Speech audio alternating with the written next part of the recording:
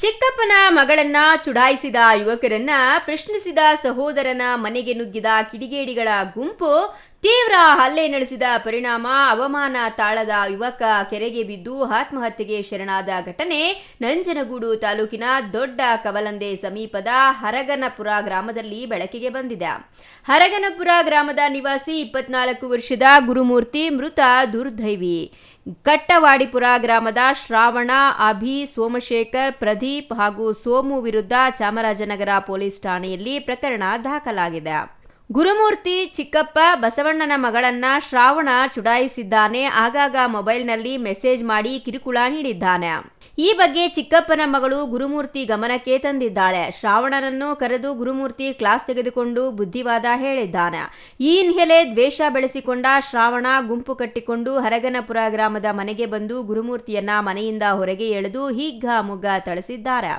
ಇದರಿಂದ ಆದ ಅವಮಾನಕ್ಕೆ ಮನನೊಂದ ಗುರುಮೂರ್ತಿ ಚಾಮರಾಜನಗರ ವ್ಯಾಪ್ತಿಗೆ ಸೇರಿದ ಬೆಂಡರವಾಡಿ ಕೆರೆಯಲ್ಲಿ ಬಿದ್ದು ಆತ್ಮಹತ್ಯೆಗೆ ಶರಣಾಗಿದ್ದಾನೆ.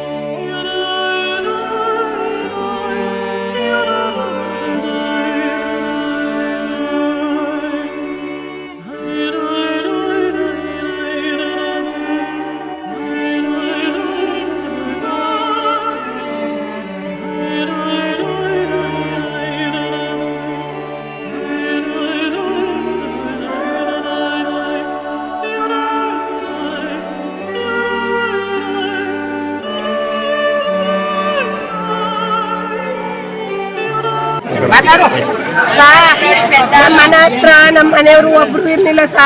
ನನ್ನ ಮಕ್ಕಳೇ ಆಗ್ಲಿ ನಮ್ಮ ಯಜಮಾನ್ರೇ ಆಗ್ಲಿ ಯಾರು ಇರ್ಲಿಲ್ಲ ಸಾ. ನಾವು ಯಾವ ಕೈ ನಾವು ಸಾ. ನಾನು ಅವ್ರಿಗೆ ನಾನು ಇಬ್ರು 5 ಸೀಟು ಬಂದು ಒಬ್ಬೊಬ್ಬನೇ ಏರ್ಬಿಟ್ರು ಸಾ. ನಾವು ಬಿಡ್ಸಕ್ ಹೋದ್ರು ನಮ್ಗೆ ಏರ್ಬಿಟ್ಟು ಹೊಂಟೋದ್ರು ಸಾ.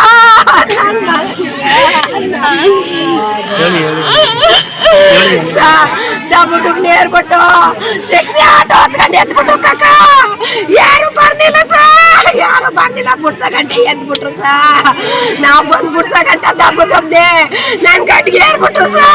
ನಾವು ನನ್ನ ಮನೇಲಿ ಯಾರು ಇರ್ಲಿಲ್ಲ ಸಾ. ನನ್ನ ಮನೇಲಿ ಯಾರು ಇರ್ಲಿಲ್ಲ. ನನ್ನ ಮಕ್ಕಳು ನನ್ನ ಗಂಡ ಇದ್ರ ಓಡ ಬಿಡ್ತೀನಿ ಸಾ.